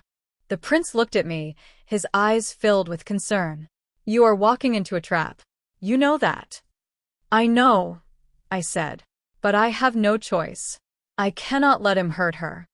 The prince was silent for a long moment. Then he nodded. I will not stop you. But I will not let you go alone. I will have my men stationed outside the temple. If you are not out by dawn, they will storm the place. I nodded. Thank you. I left the prince's estate at nightfall, my heart pounding, my mind racing. I was going to face the Marquis one last time, and this time I would not walk away. The abandoned temple was a ruin, its walls crumbling, its roof partially collapsed. I walked through the gates, my footsteps echoing in the silence, and I saw him, the Marquis. He was standing in the center of the temple, a dagger in his hand. Behind him, bound and gagged, was Yushi. Lady Lin, he said, his voice smooth and mocking. I was beginning to think you would not come. I am here, I said, my voice steady. Now let my sister go. The Marquis laughed. You think it is that simple? You think you can just walk in and take her? I will do whatever it takes to save her, I said. You know that. The Marquis's smile faltered. Yes, he said. I do know that. That is why you are here. That is why I knew you would come. He stepped forward, the dagger glinting in the moonlight. You have caused me a great deal of trouble, Lin Xiyu. You have humiliated me. You have destroyed my reputation. You have taken everything from me. I have not taken anything from you, I said. You have done all of this to yourself. The Marquis laughed. You are a fool. A brave, noble fool.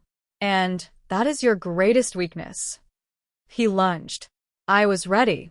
I sidestepped, the dagger whistling past my ear. I drove my knee into his stomach, and he grunted, doubling over. I brought my elbow down on the back of his neck, and he collapsed to the ground.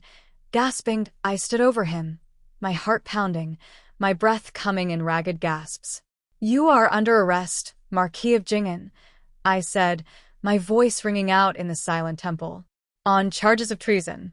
And this time, there will be no escape. The prince's men burst into the temple, surrounding the Marquis. He struggled, but it was useless. He was beaten. I ran to Yushi, untying her bonds, removing the gag. She threw her arms around me, sobbing. I knew you would come, she whispered.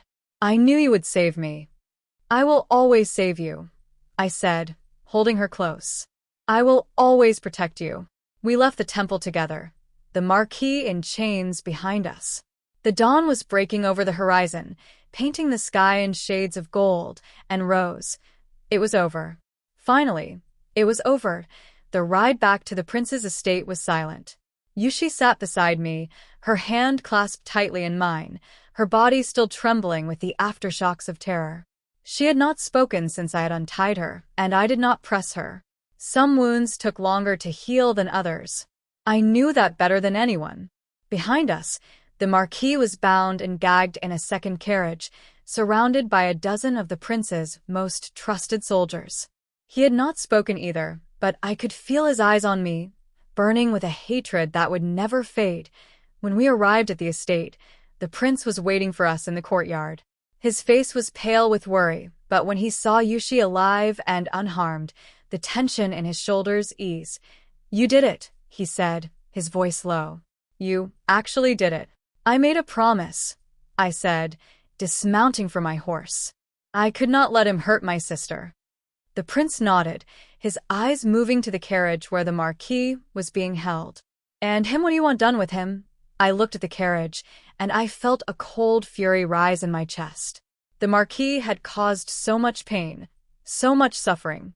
He had destroyed my family, taken everything from me, and shown no remorse. But killing him would not bring back what I had lost. It would not undo the years of suffering I had endured. It would not make me whole. Let the law handle him, I said, my voice flat. Let him face the tribunal. Let him be judged by the emperor himself. The prince looked at me, his eyes unreadable. Are you certain after everything he has done? I am certain, I said. I am done letting him control my life. I am done letting him make me into a monster. The prince was silent for a long moment. Then he nodded. Very well. I will have him taken to the imperial prison. He will be tried and executed according to the law. I nodded, and I turned away. I had done what I came to do. The rest was in the hands of the emperor. The days that followed were a blur of exhaustion and relief. Yushi slowly began to recover, her laughter returning, her eyes losing the haunted look that had plagued her since her capture. My mother's health improved, her cough fading, her spirit lifting. My father, too, began to show signs of recovery, though the damage to his lungs would never fully heal. And I began to heal as well. I spent long hours in the prince's garden, walking among the flowers, feeling the sun on my face. I thought about my previous life, the years of suffering, the death that had brought me back. I thought about the choices I had made, the risks I had taken, the lives I had saved, and I realized that I had done something I had never thought possible. I had changed my fate. I had saved my family, but I had also lost something.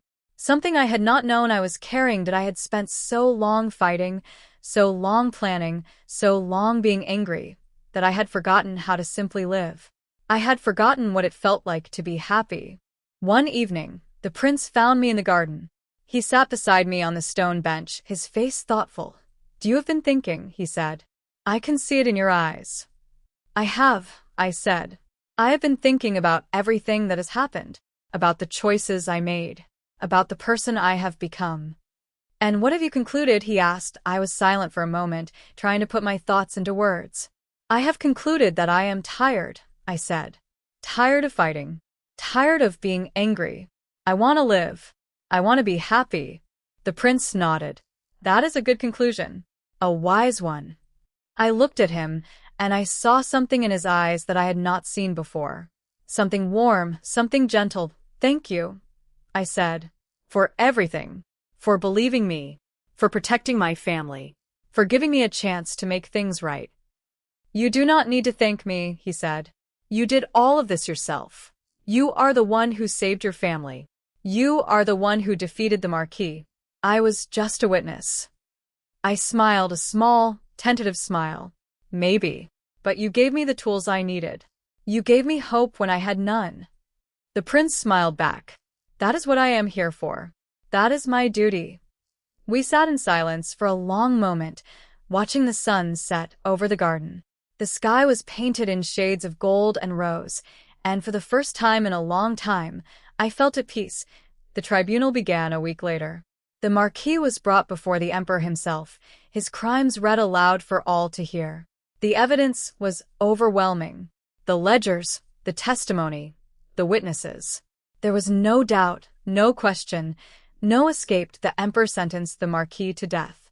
He was to be executed in the public square, his body left to rot as a warning to all who would betray the Empire. I did not attend the execution. I had no desire to see him die. I had already moved on. Instead, I spent that day with my family. We gathered in the prince's garden, a small picnic spread out on a blanket. My mother was laughing, her face bright with joy. My father was sitting in a chair, a cup of tea in his hand, a smile on his face. Yushi was chasing butterflies, her laughter ringing out like music. I watched them, and I felt a warmth spread through my chest. This was what I had fought for. This was what I had saved. "We did it," my father said, his voice hoarse but steady. "We actually did it." "We did," I said, taking his hand. "We survived." My mother reached out and took my other hand. "I am so proud of you, Suyu. You saved us. You saved all of us." I smiled, blinking back the tears that threatened to spill over. "I could not have done it without you. Without all of you." We sat there, the four of us, holding hands, watching the sun set over the garden. It was a moment of perfect peace, a moment I had never thought I would have. And then, Yushi came running back, her face flushed with excitement. Look what I found." She held out her hand. In her palm was a small, delicate flower, its petals a brilliant shade of blue. "A forget-me-not," my mother said, her voice soft. "A flower of remembrance." I took the flower from Yushi's hand and held it up to the light. It was beautiful, fragile, and perfect. "It is a reminder. I said, my voice barely a whisper. A reminder of everything we have been through, everything we have survived. Yushi looked at me, her eyes bright with curiosity. Are we going to be okay now? She asked. Are we going to be happy? I looked at her, and I felt a surge of love so powerful it made my heart ache.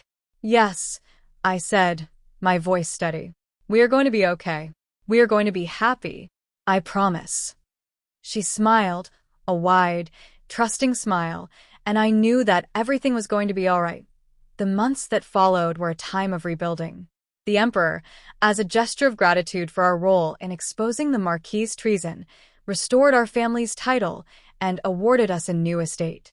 It was not as grand as the one we had lost, but it was ours. It was a home. We moved in during the spring, the gardens bursting with flowers, the trees heavy with blossoms. My father took up his old duties with renewed vigor, his health slowly improving with each passing day. My mother threw herself into the task of making the new house a home, her laughter echoing through the halls. Yushi grew, her spirit bright, her laughter infectious. She had been through so much, but she had not let it break her. She was stronger than I had ever been, and I was so proud of her. And I found peace. I spent my days helping my father with the accounts, tending to the garden, watching my family heal.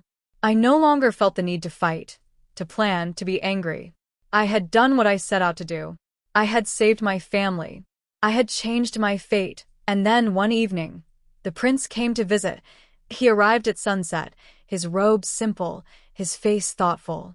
I met him at the gates, my heart pounding for reasons I did not fully understand.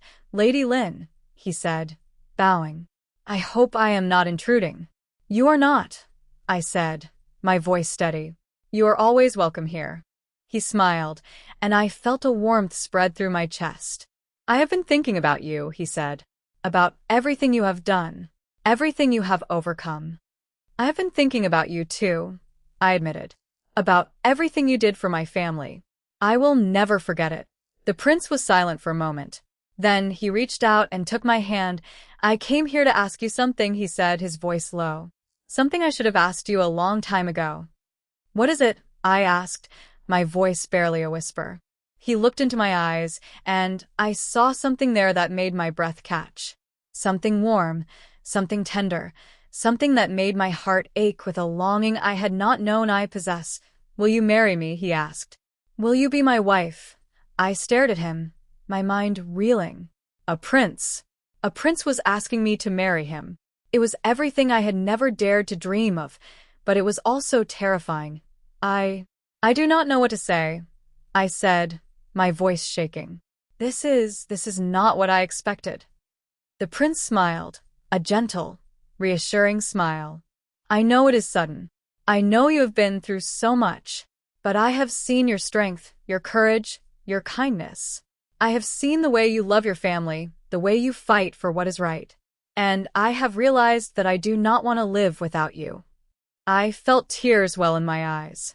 This man, this powerful, kind, wonderful man, was offering me everything I had never known I wanted. Are you sure? I asked, my voice breaking. Are you sure you want someone like me, someone who has been through so much, who carries so much pain? I am sure, he said, his voice firm. I want you, Suyu. All of you. The pain, the strength, the courage. I want to spend the rest of my life by your side. I stood there, the tears streaming down my face, and I felt the last of my walls crumble. I had spent so long being strong, so long being afraid, that I had forgotten what it felt like to be vulnerable. But with him, I felt safe. I felt loved. Yes, I said, my voice barely a whisper. Yes, I will marry you. He pulled me into his arms, and I felt the warmth of his embrace. It was a moment of perfect happiness, a moment I had never thought I would have. The wedding was held a month later, in the prince's garden. The flowers were in full bloom, the air sweet with their scent. My family was there, my mother weeping with joy, my father beaming with pride, Yushi laughing and clapping, and I was there, dressed in the finest silks, my heart full of love and hope. As I walked down the aisle, I looked at the prince, and I felt a surge of gratitude. He had given me something I had never thought I would have. He had given me a future. The ceremony was beautiful, the vows heartfelt, the celebration joyous. And when it was over, I stood beside my husband, watching the sun set over the garden, and I felt a sense of peace settle over me. It was over. The years of suffering, the years of fear, the years of anger. They were gone, replaced by something new, something beautiful. I looked at my family, gathered together in the garden, laughing and talking and loving each other. I looked at my husband, his hand in mine, his eyes filled with love. And I realized that I had finally found what I had been searching for, that I had found happiness. The years that followed were filled with joy. The prince and I built a life together, a life of love and laughter.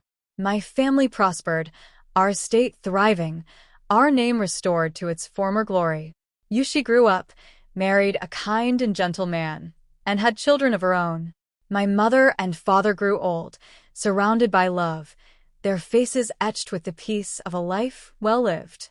And I grew content that I no longer had nightmares about my previous life.